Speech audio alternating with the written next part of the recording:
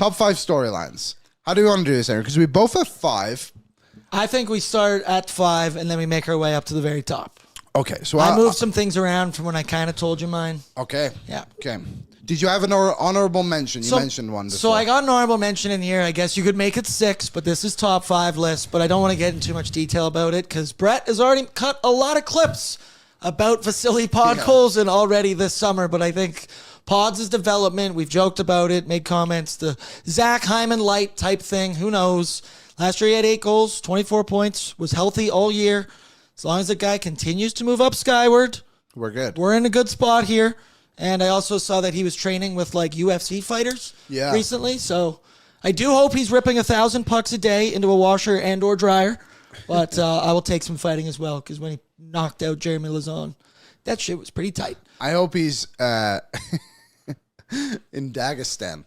And he's just wrestling. Wrestling bears. He's wrestling bears. Wrestling bears. Training with Habib and Makachev, and all he's doing is these were some of the guys. I don't know who any of these guys are. No, me neither. But I would not fuck with them if that was me. So. Certainly not. Certainly not. But I like that one. Obviously, Podkolzin. Low expectations, but what would the word be? Like, people were very excited when he came here. Obviously, the 10th overall pick, and however long ago that was. He's still fairly young. Was he 22, 23, something like that? Didn't get a fair shake in Vancouver. I think everyone was a bit shocked that it didn't work out with Rick Tocchet there, but it just shows how overrated of a coach Rick Tocchet is. Mm-hmm. Vasily Podkolzin has come in, like Westside Shane said, is I hope the young players can get a long rope and be given a good opportunity. I think Podkolzin was given that last year. Pods was given one, but the way we know Nobby works is he tends to be like in the Jeff Skinner situation. You have to be committed defensively for me to give you that top 6 shot. Pods was that for 82 games. Yeah, and then throughout the playoffs, he was consistent. And I know it didn't matter, but like he was the only guy who scored in Game 6. It was super late, and again, very irrelevant goal. But like he kept going, and that was kind of his thing, right? Like he had an engine, and he didn't stop. What's the saying? Russian train don't stop for no one, or something like that. Mm-hmm. He didn't stop. We all love. We saw Pods. Glimpses too. I remember he had a couple just like on the rush, walking the slot, said, "Hey, I'm gonna rip this puck," and he went top shelf. So you get those little glimpses. Yeah. You get those little glimpses that keep you fired up. Just quickly, Squishy for breakfast. Is Kane coming back to the Oil? No, he is not coming back. He just lives in Edmonton still. Anyway. Dude, he was at the bare knuckle fighting this weekend. I didn't know there was bare knuckle fighting going on. I would have went to that. I was at the River Cree. Actually, when the UFC was in Edmonton, Evander Kane was like the only athlete there. Because him and Dana are boys, I think. Are they really? Yeah. I mean, UFC, if you can get front row tickets to UFC, I would do it too. Mm-hmm. Okay, number 5 on my list. I'm going to say the health of the older players. And I think you have this one just a little bit higher than I do, Aaron, not to spoil your list. But obviously there was a scare in the playoffs. Matthias Ekholm did not start the first round, any of the rounds, until the Stanley Cup Final. He came in late, obviously, to the Western Conference Finals, did well, and then his play just kind of dipped gradually as the games went on and got more and more difficult. Zack Hedman, obviously, a significant injury against Dallas, misses a ton of time. He's probably going to miss the start of the season. Not an older player, but like Trent Frederick, high ankle sprain. Ryan Nugent-Hopkins had, a broken hand. Like, there's a lot of guys when you go down the list of like, oh, they're older. And I know Frederick is only 27, so not necessarily within that group, just someone who had a lingering injury. But like those 3 in particular, it's like, how are they going to come back and kick off the season? Because to expect all 3 of them to get back to the level that they're capable of I think is unrealistic. I think they'll all be fine, but I think the expectations should drop a little bit for a few of them. Like Zack Hedman, like, is he able to get back to even 30 goals? Depending on how much time he missed. Like Ekholm, can he log top 2 minutes continuously? Like, is that a position that Jake Wallman eventually takes over? As Nugent-Hopkins, does he just become your 3rd-line center? I'm not as worried as Nuge as like the other 2 guys. Hand injuries happen fairly often, but it's just the fact of Hyman's going to miss so much time, and you miss that time, but then you also essentially takes you about a week or 2 to get going again, maybe even a little bit. I'd argue even more than that. Yeah. Even more, yeah. Maybe that's just an optimistic look. So That's my storyline. My fifth one, I think, again, they'll probably be okay, but it's something I'm going to watch for, is the health of the older players. Health concerns, 100%. I'll kind of add on one. That is obviously a part of my top 5 storylines. My fifth one that I had, it's not as important, but it's something that I will be monitoring, especially us here, as we have to analyze this team every single day. But can Conor McDavid take back the Hart Memorial Trophy? Can he take back the MVP? It's now been 2 years without winning it. And I get this is a very first world champagne problem here, but it was Connor Hellebuck last year, Nathan McKinnon the year previous. And I believe when I looked through, so McDavid's numbers the last 3 years, 153 points, 132 points, 100 points. It also goes from 82 games to 76 games to 67 games. So it is on a little bit of a downward trajectory. I would never bet against Connor McDavid. I'm banking on those numbers to go back up. But can he reclaim his rightful throne at the top of the NHL? He never should have left, but that's my fifth storyline. It is an interesting one because it's just assumed that it'll always be great. And he is. And like 100 points in 67 games is unbelievable.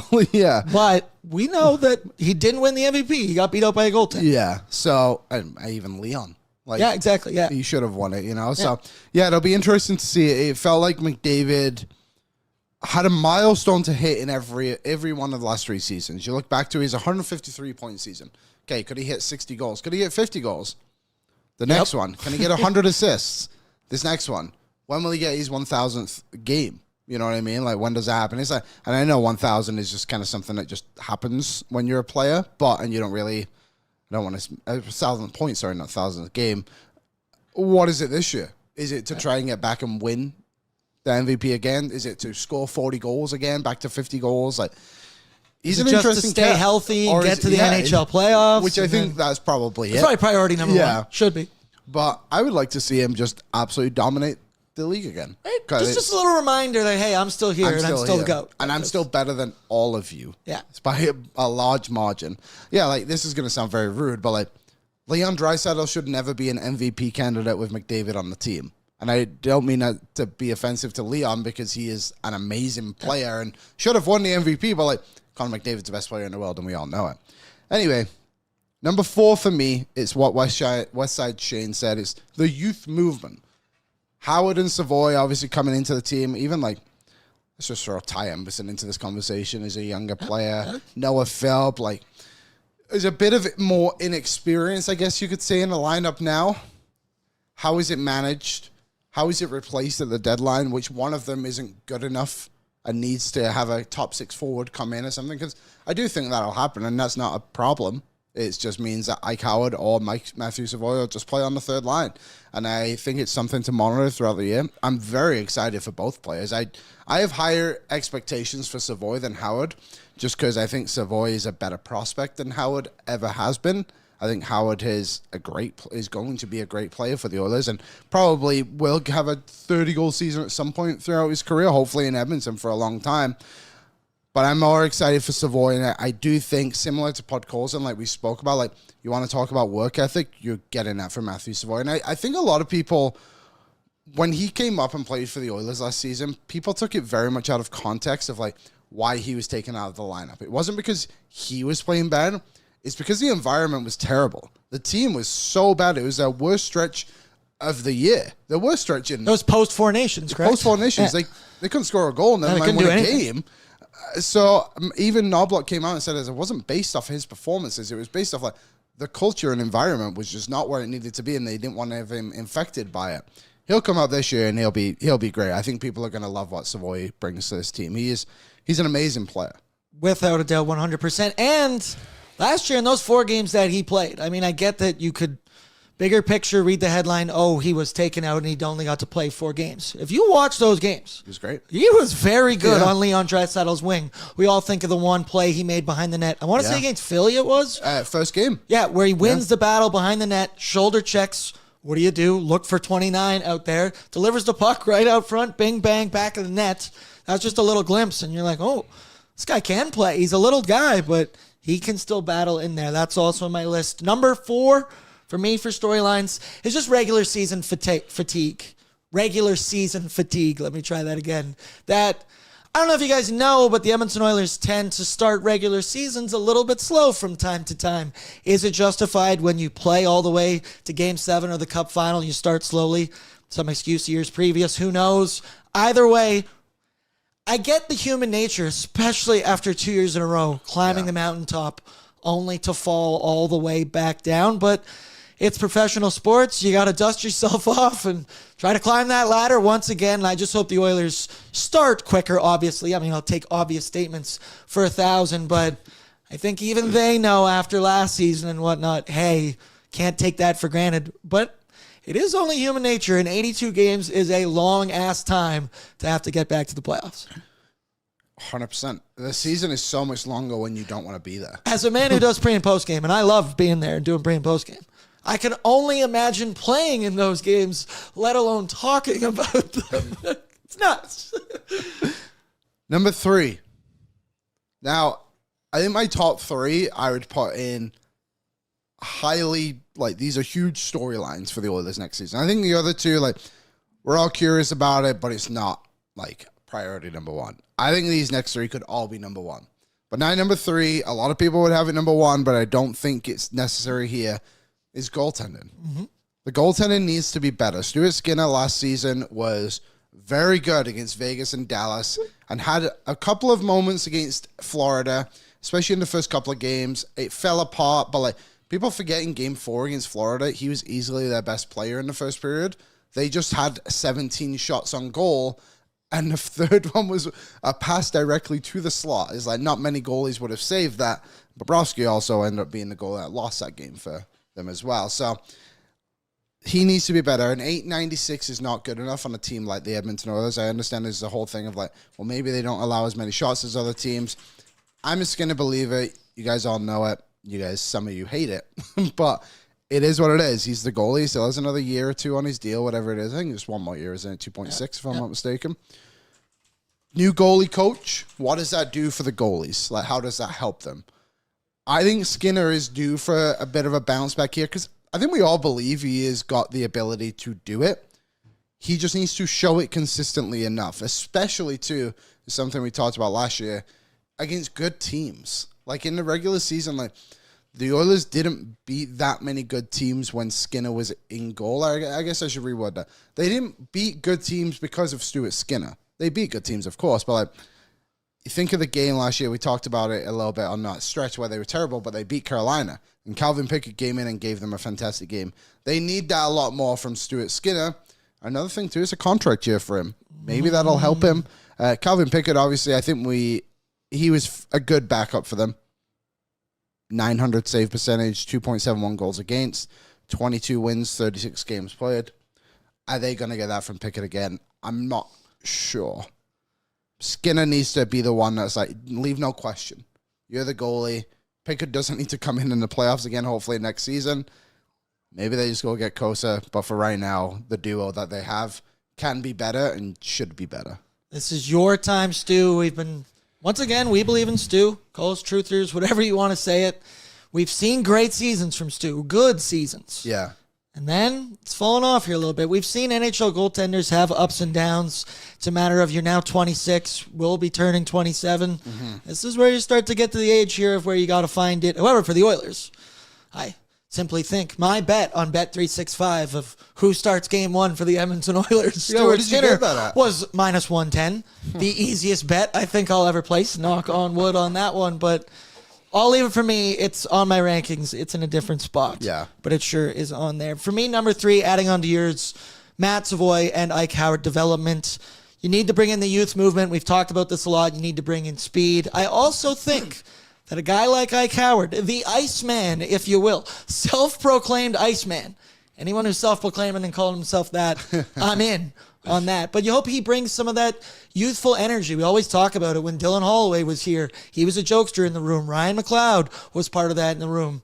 Can you make Connor and Leon smile a little bit from time to time? And then to add on to Matt Savoie and the things you mentioned, he looked good in his limited sample size he had last year with the Oilers. The dream for me is to attach him to Leon Draisaitl's wing. Maybe pair him with Pods. Pods, the bulldozer, clean the way. Let Leon and Savoie kind of play with their skill there. But those two guys are going to be massive. We talk about it all the time. If you're going to pay Connor, Leon, Bouchard, Nursey, you need to find producing cheap contracts, and there's no better than Matt Savoie, a guy you traded McLeod for, a serious asset, and then Ike Howard, who just won the Hobie Baker. Those two, I don't want to put as much pressure on them as I know the fan base is going to. Mm-hmm. But boys, welcome to Edmonton, and you're in it now, so let's ride. All aboard. My number, what are we at here? 2. Conor McDavid's contract. We don't have anything yet. There's not really any speculation of when it's necessarily going to happen, if it's 100% going to happen before the season actually begins. So right now, it's still a huge storyline for the Oilers is when will Conor McDavid sign? How much will he sign for? How long will it be?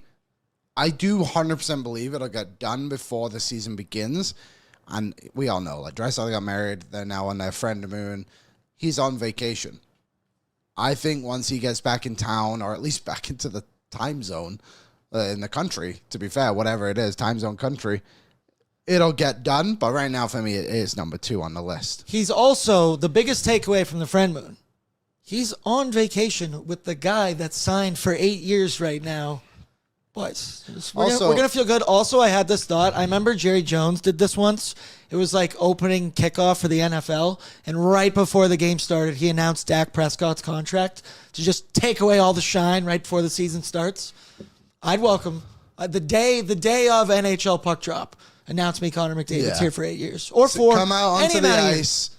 Get his, his papers out there. Like, sign it in the middle. Announce it right when warm-up's going so all the fans get their phones out as he's out there and just go nuts. Also, Jimmy Dang, being a fool, how many seasons are these guys going to ride the Stu train? We literally just said he needs to be better. If it doesn't go well, I think this will be the last year of the Stu train. If you're going to make a comment, at least make it smart and listen to what we're actually saying. Is a storyline for this season is that Stuart Skinner needs to be better or get for off the Edmonton Oilers. Unbelievable. Yeah. And like once again, the others like, hey, I agree. We wanted to look at other options this summer. There wasn't. I feel like the Edmonton Oilers are pretty set in what they're going to do. Yes. And we're just running it back again and going to put on a brave face and let's ride. Totally. Ride. What are you on, number 2? Number 2 for me was to add on to yours, health concerns, specifically just Zach Hedman and Mattias Ekholm. The Hedman one, I'm concerned less about because we talked about Nuge, right? He also banged up his wrist, hand, whatever. Like breaking bones is a little different. Bones heal. All right. Now, Hedman, when he was at his golf tournament or whatever, had the cast on, didn't totally know his own timeline. And then you add in the fact that last season he was not nearly as good or as productive as he was the season previous. But we saw it in the NHL playoffs with some physicality. But he's also an older guy in the league. You're at least justified to maybe worry a little bit about Zach Hedman. I'm not that concerned. The one for me is Mattias Ekholm because he is your top pairing defenseman on the left side, a guy who plays, second power play, but your first PK eats a ton of minutes. Hip injuries are scary. We just saw another fellow Swedish defenseman who had to get hip resurfacing surgery. Shout out John Klingberg. I miss you already. But Ekholm is 35 years old, and he's played, I think I looked it up, 884 career games. Yeah. I don't want to put any of that out there, but you hope that he took this summer, really rehabbed hard, and that is a concern, and I think a fair concern. He's also contract year, same thing for him. Who knows what the Oilers do after that? You mentioned Jake Woolman. Could he move up in the depth chart? I don't know. But those two health concerns they're there for me. There was an interesting comment in the chat, and this is, I never thought about this, and I just kind of looked at it as you were talking there, Aaron. Peter Houston asked, so who has better youth right now, Calgary or Edmonton? Now, your assumption would be, obviously, Calgary, because they want to be young, and they have good young players. Zari, Wolf, Matt Coronado. Yeah, that one. Yep. They don't have that many other young guys, like Zane Parekh, obviously going to be a really good player. He's not on the team. He probably is on the team. I shouldn't say that. I don't think the Oilers are that far behind in the sense of like what Ike Howard and Matthew Savoie could be. But Coronado, Zari played in the NHL, however many games they've had. Dustin Wolf, as Gord said, is so good. He's going to be a great goalie. I actually hope he has another good season because he's really defined the odds of what someone of his stature should be able to do at any level. If you look, he wins everywhere, individual awards and team awards. Interesting question. I would say Calgary, but maybe the edge isn't as much as I thought it was in Calgary's favor. I would still, I think, lean towards Calgary, but maybe at the end of the season, it could be interesting. If a Matt Savoie and an Ike Howard works out, we're sitting here all of a sudden like, okay, yeah, we got our youth movement. Let's roll. Yeah. Also, Warren Fogle said, I would re-sign Kulak over Ekholm. Another interesting conversation because one of them is also like 3 years younger than the other. And on what's the epitome of health in one Brett Kulak? Iron Man, let's go. I don't know. I don't want to live in that world. Let's just all be healthy. Yeah. Mainlander Tim said Wolf is greater than all of the Oilers prospects. I think that's probably fair now. Again, the end of the season, I think this is interesting. I would also probably have... As of right now, without a doubt. Coronado is probably right up there as well with like just Savoie and Howard as well. I mean, he had 24 goals last season. Mm-hmm. He's no joke. The guy can rip the puck. Number 1 for me. Can they get the job done? Oh. Can they finally bring a 6th Stanley Cup back to Edmonton? It's the only objective for the season. We can sit here and talk about like, how are the youth going to play? How's the goalies going to be? Are the guys who are injured going to come back and be just as good? Will McDavid sign? Ultimately, nothing else matters if they win a Stanley Cup. And we kind of saw it very interestingly this season. It was a bad regular season. It was very underwhelming. But they got into the playoffs and they played great. Guys who had played bad all season played great. Arvidsson scored some goals. Skinner scored some goals. Stuart Skinner had multiple shutouts. Calvin Pickard was 7-0. You know, Evan Bouchard was killing penalties, being a stud. Evan Bouchard showed us all why he's a fantastic defenseman. And McDavid and Draisaitl did what they did. Unfortunately, they ran into maybe the second best Stanley Cup winning team since 2000. First being the Colorado Avalanche for me. Who the Oilers also lost to. Is this the year? This has to be the number 1 storyline. This is 4 years in a row we've lost the Cup winner, right? 5. Oh. Florida. Colorado, Vegas. Year before. That's it. That was it. Yeah, sorry. I was thinking this year. We will finally get it tough. done. That's tough. Next year. I pivoted off to next year so fast. The Oilers lost Game 6. Probably gave me 20 minutes before I was yelling next year. Ready to do the roller coaster all over again. While Liam, you could argue that's a cop-out of a number 1 on the list. But it's absolutely fact. You can't argue that. All of these, the entire list leads up to that one. If you're going up the pyramid, that's the goal. I felt like mine was a cop-out, and we already mentioned it. My number 1 storyline, the Stuart Skinner resurrection question mark. Can it happen? Will it happen? Who knows? I argued he's 26. He'll be turning 27. This is about the time where you need to find out what you're made of. We've seen him have multiple seasons above 900 before, dropped down considerably to 896. He was good in the playoffs throughout the Western Conference after he was pulled. It's just, there's so many stipulations. We've sat here, I know, chat, everybody, the comments, they think that we are the biggest Stuart Skinner apologists in the world. I've seen good from him. I've seen bad from him. I've argued he's been A, Edmonton's only option. Yeah. He's a pretty cheap option. B, and that right about now in a contract year as well, I do believe, right? Yes. Shit or get off the pot time here possibly for one Stuart Skinner. I don't want to put that much pressure on him, but it is what it is. The Oilers, we think, looked into getting other goalies this summer. Couldn't find anything. We're right back where we started again, and new goalie coach, who knows? Maybe Dustin Schwartz was the problem all this time. Maybe the chat was right all along. And if that's the case, here we go. But I think number 1 for me, it's going to be, it has to be goaltending for this team. It's 2 years in a row. Not necessarily why they lost the Stanley Cup, but I'd just say the Florida Panthers are really damn good at hockey. But if you were able to have a better goaltender, who knows what could have happened. Who knows? What's up, Nation citizens? If you like that video, then you need to be subscribed to the Oilers Nation YouTube. Podcasts, live shows, exclusive interviews, and analysis. Everything you need from your favorite voices at Oilers Nation. And you don't want to miss any of it, so hammer that subscribe button.